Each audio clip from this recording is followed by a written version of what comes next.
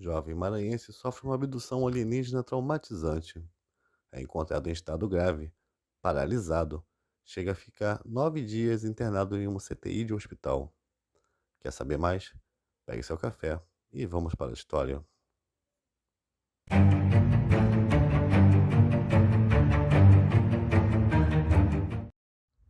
Antes de começar o vídeo, gostaria de pedir a ajuda de vocês para manter o canal, apenas dando um like, fazendo sua inscrição e ativando o sininho.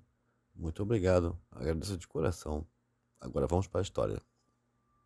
A história aconteceu no dia 24 de março de 1978, na cidade de Penalva, estado do Maranhão. Uma cidade que, segundo o último censo, tem um pouco mais de 40 mil habitantes. Luiz Carlos Serra, na época, tinha 16 anos. Ele estava na mata colhendo goiaba e já era o início da tarde, quando de repente ouviu um som muito alto. O som parecia de uma buzina de um carro. Quando ele olhou para o alto, ele viu uma luz muito forte, que era mais forte que o sol. Segundo ele não conseguia olhar para a luz por muito tempo, porque incomodava muito a sua vista. De repente, ele sentiu seu corpo ficar paralisado e caiu da árvore com as costas no chão.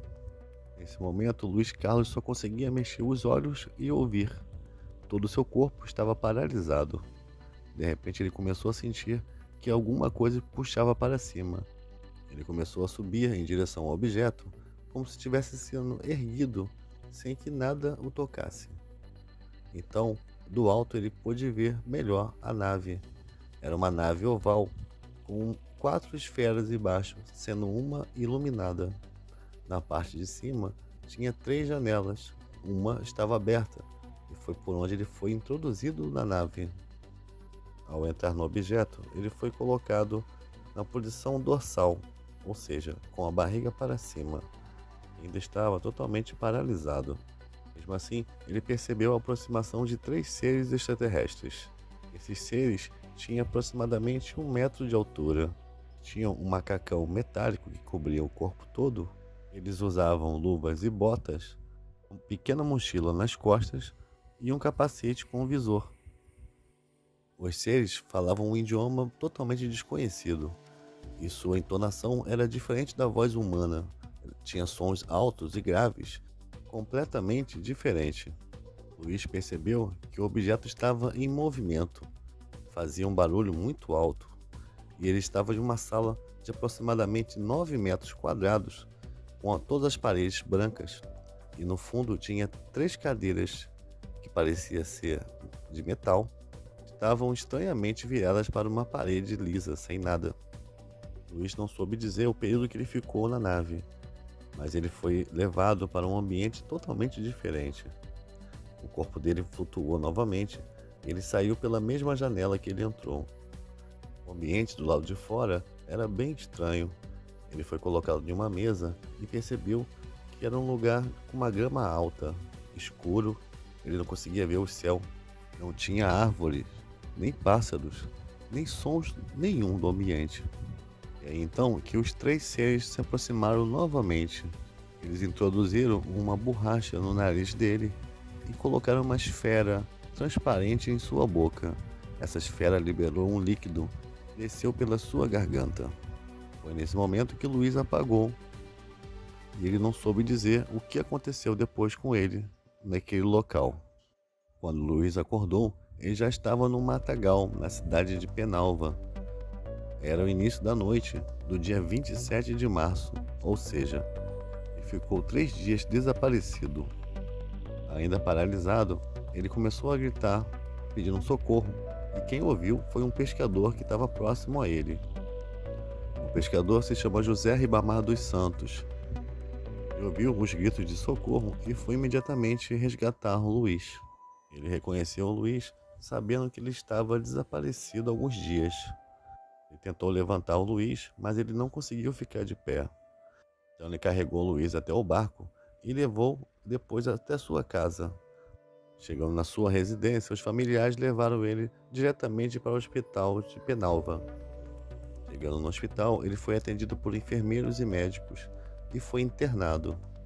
No dia seguinte, a doutora Linda Macieira o examinou e constatou que ele ainda estava paralisado.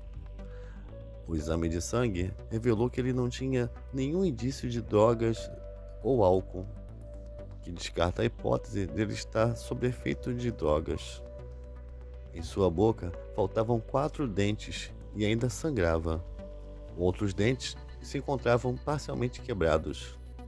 Dos dentes faltantes, apenas um tinha sido removido completamente. Os outros dentes ainda tinham raiz, indicando que foram removidos. Na sua cabeça, o couro cabeludo estava intacto. Ao examinar o couro cabeludo, a médica sentiu o cheiro de queimado. Ele tinha indícios de que tinha sido chamuscado.